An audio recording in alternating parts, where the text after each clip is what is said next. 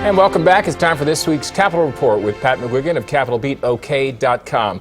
Pat, you reported this week that Speaker Shannon says it's going to take 28 bills to effectively reenact the 2009 tort reform that they're going to try and do during the special session. So if that's right, and the sole topic of the special session is lawsuit reform, what's it going to take? How long is it going to take to do this? It's an interesting issue because, you know, the trigger here is that the court, in a controversial decision, the state Supreme Court, ruled that the lawsuit reform legislation of 2009 violated the state's single subject rule, traditionally called log rolling, to throw more than one thing into a bill, so that a popular portion of the bill helps carry the other part to passage. Now, Speaker Shannon's made it very clear that he disagrees with that decision, but nonetheless, they're digging down, looking at the court decision, and deciding how many pieces do we have to chop this into. Bottom line is, he told a coffee club, a little group of 25, 30 people that had a session with him at a restaurant downtown, 26 to 28 bills. And I said, boy, can you get that done in 4 or 5 days? And he said, I'm thinking 6 or 8, 5 at best, but probably 6 to 8 days.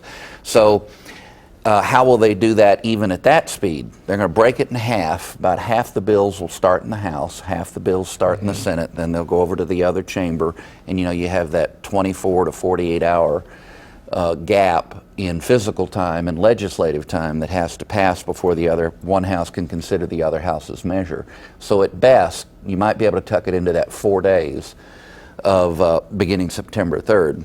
But the odds are, I think we're looking at a couple of weeks. Well, I've said that, and I think that's but it was interesting, and I appreciated him sharing, some insight into, well, we're going to have to break it down into this many pieces. Well, it's not going to be completely rubber stamped either, so I mean. It's not going to be rubber stamped. I mean, it's all been deliberated and debated before, but that has been 4 years. Right. And it had a lot of bipartisan support, but this has taken on the coloration, if you will. That was a bill, bipartisan support, signed by Brad Henry. So it's not the provisions so much as some of the process that's gone on since then. Then supermajorities. So don't forget about, if you don't get a supermajority, then there's like a 45, excuse me if I'm wrong about that, listeners, but it's a delay before it goes into effect. It only goes into effect immediately upon the governor's signature if they have 2/3 or more. So that's an interesting wrinkle in all of this, and I'll be up there along with my colleagues in the press corps, and we'll try to keep an eye and make sure there's no woolly boogers snuck in. All right, you also mentioned the Rainy Day Fund and nursing home standards as topics in the news late this summer. What's the buzz surrounding these issues? It's been a pretty good rhetorical dust-up between certain Republicans and certain Democrats. The news of the Rainy Day Fund deposit, which we've discussed previously, a nice additional deposit of $2.7 million, led Representative Mike Brown from Tahlequah, backed up by Ed Kennedy from Poto, to say, you know what, we need to take that money and apply it straight to education. And then Brown made an analogy to the tornadoes in terms of the destructiveness, as he put it, or as he would allude, of a state question that passed in 2012, the one on intangible property, which he's saying, is costing the state millions of dollars.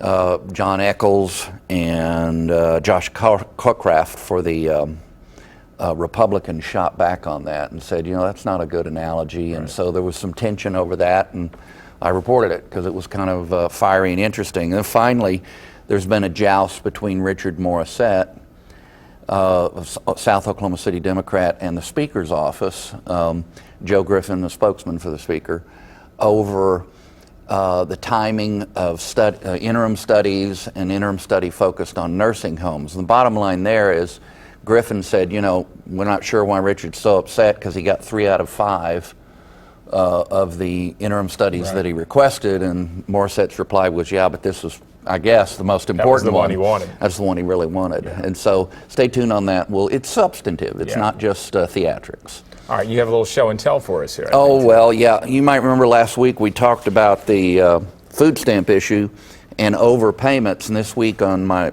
little weekly newspaper, the City Sentinel, we have a nice watchdog graphic And this will break down for you the actual numbers so that you're not just relying on my word, but what that 29.4 million consists of.